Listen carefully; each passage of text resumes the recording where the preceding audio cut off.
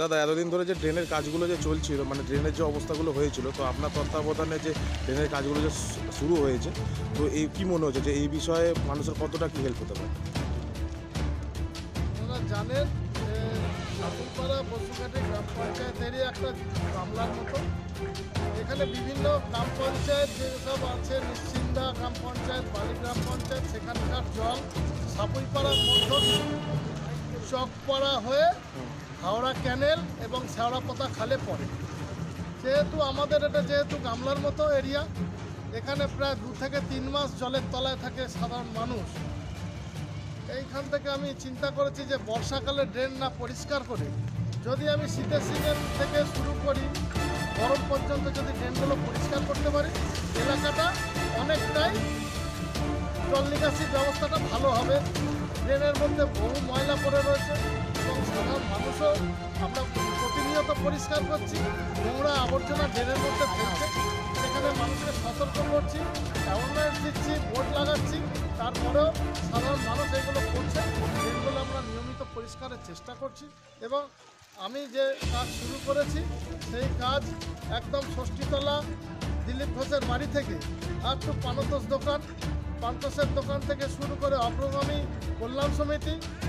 কল্যাণ সমিতি থেকে একদম খ্রিস্টান চার্চ যেখানে হাইড্রেনটা রয়েছে সেটা টোটাল ক্লিনিং করিয়েছি। এবং এখানে 19শে জানুয়ারি একটা অনুকূল চন্দ্র ঠাকুরের একটা বাৎসরিক উৎসব হবে।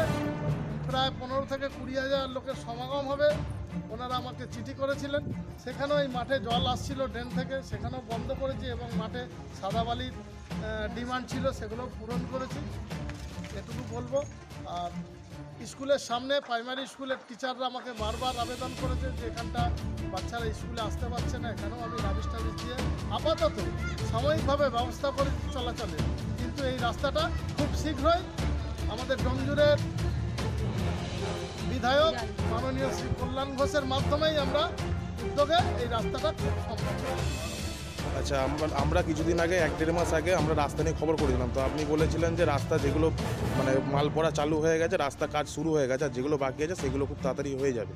তো আমরা কিছু কিছু জায়গায় দেখলাম যে মাল পড়ে গেছে রাস্তার জন্য, তো কবে কি সম্পূর্ণ হবে এই বিষয়ে? আপনারা দেখেছেন যে অগ্রদূত নরেশ দেবনাথের বাড়ি থেকে চাঁদমারি বাজার পর্যন্ত যে রাস্তাটা জলমগ্ন অবস্থায় ছিল, ওখানকার মানুষ বেরোতে পারতো না। আমার পঞ্চায়েতের তহবিলে 24-25 অর্থবর্ষের টাকায় প্রায় 7 লক্ষ টাকা ব্যয়ে একটি ঢালাই রাস্তা নির্মাণ করেছি এবং শান্তিনগর হাই স্কুল থেকে চাঁদমারি গমকল মোড় পর্যন্ত ওখানকার রাস্তাটা খুব বেহাল অবস্থা ছিল। আমি পঞ্চায়েত থেকে জেলা পরিষদের পূর্তের কর্মাধ্যক্ষ তাপস মাইতিকে অনুরোধ করেছিলাম। তাপস মাইতি মহাশয় জেলা পরিষদের ফান্ড থেকে ওই রাস্তাটা কিছুদিন আগেই ঢালাই সম্পন্ন করেছে। আর যেসব রাস্তাগুলো আছে পূর্তের কর্মাধ্যক্ষ আমি তাপস মাইতিকেও জানাবো এবং আমার বিধায়ক কল্যাণ ঘোষকেও জানিয়ে আমরা এলাকার যেটুকু কাজ বাকি আছে সেগুলো সম্পন্ন। তো আমরা দেখতে পাই যে ড্রেনের জায়গায় ঠিকই থাকে, মানে আপনারা ড্রেনগুলো ঠিক করান, কিন্তু সাধারণ মানুষ তার মধ্যে প্লাস্টিক আবর্জনা ফেলে ড্রেনগুলোকে ভর্তি হয়ে যায়। তো এই বিষয়ে সাধারণ মানুষের ওপর কী বলবেন? এই বিষয়ে আমি আমার পঞ্চায়েত থেকে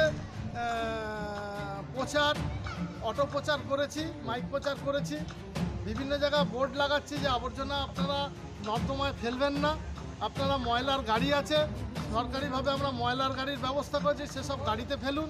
ভিসিডির টিম দিয়ে আমরা প্রতিনিয়ত পরিষ্কার করছি। আজও কাজ চলছে একটা জায়গায়, যেখানে দেখবেন আমাদের ষষ্ঠীতলায় আমাদের ডাক্তারবাবুর বাড়ির সামনে, ওখানে আজকে কাজ হচ্ছে 2-3 দিন ধরে, ওখানকেও বেশ কিছু ময়লা পাবলিক ফেলছে। সেই জায়গা থেকে আমরা আমাদের ভিআরপি টিম প্রতিনিয়ত কাজ করছে। আমরা পঞ্চায়েতগতভাবে আমাদের মেম্বাররা কাজ করছে, পঞ্চায়েত সমিতি এইখানকার সদস্যা অর্চনা দাস রয়েছে, উনিও এই এলাকাটা ওয়াকিবহল, উনিও দেখছেন, আমাকে প্রতিনিয়ত রিপোর্ট দেন। সেই জায়গায় আমরা পঞ্চায়েত সমিতি, জেলা পরিষদ, পঞ্চায়েত এবং বিধায়ক, আমরা পুরো সিস্টেমটা ডোমজুট টিম, আমরা টোটাল ডোমজুটটাকেই আমরা উন্নয়নের পথে এগিয়ে যাচ্ছি। আচ্ছা, আপনার নাম? আমার নাম বাবু মণ্ডল, প্রধান সাপুইপাড়া বসুঘাটি গ্রাম পঞ্চায়েত।